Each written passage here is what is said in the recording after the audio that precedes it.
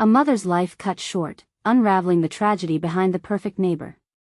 What happens when a tight-knit community is torn apart by a senseless act of violence?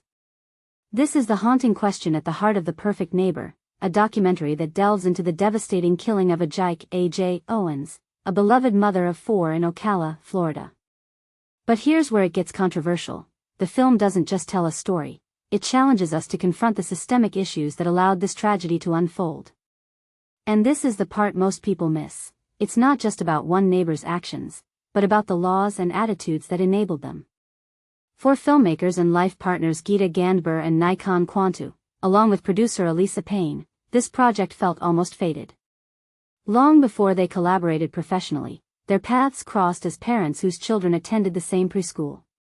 Though they didn't realize it at the time, each brought a unique storytelling prowess to the table. Payne had produced powerful documentaries like the Emmy and NAACP Image Award-nominated Stamped from the beginning. Kwantu boasted 2 decades of experience in multimedia, film, and animation production, and Gandbhir, mentored by industry giants Sam Pollard and Spike Lee, had earned her first Emmy for When the Levees Broke, a requiem in 4 acts. United by a passion for shedding light on unseen perspectives, their latest work was born from a deeply personal connection to tragedy. In June 2023, Kwantu's relative Takema Robinson, a social justice activist, reached out about the shocking death of Ajike Owens, a family friend fatally shot by her neighbor, Susan Lorincz. The dispute? Children playing in a field near Lorincz's home.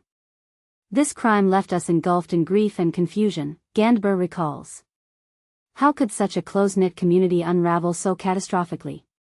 The trio soon traveled to Florida, determined to support Owens's family and raise awareness about the killing, especially since Lorincz was not immediately arrested. This is one of those films we wish we didn't have to make, Payne reflects. The documentary is gut-wrenching yet masterful, weaving together police body camera footage, interviews, and intimate family moments to paint a portrait of a community poisoned by prejudice.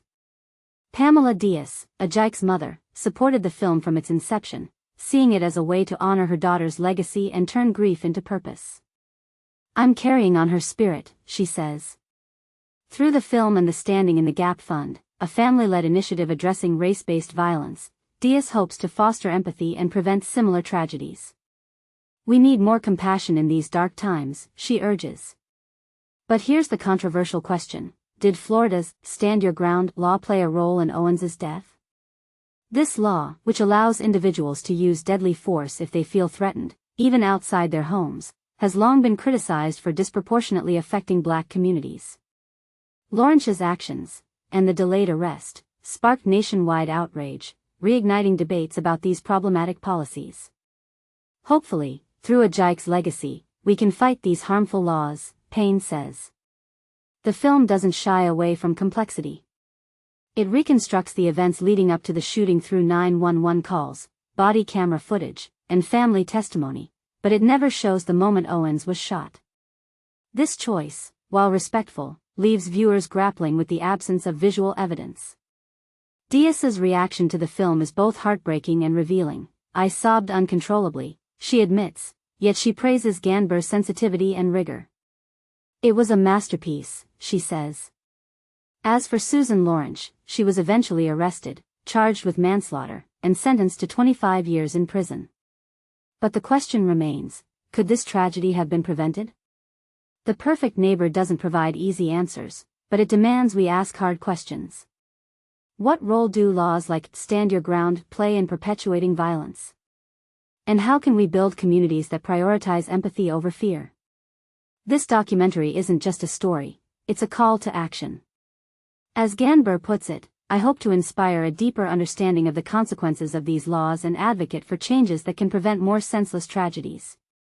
Diaz echoes this sentiment, urging viewers to carry Ajike's legacy forward. "I want her memory to inspire positive change," she says. But here's the final, thought-provoking question: are we willing to listen and act?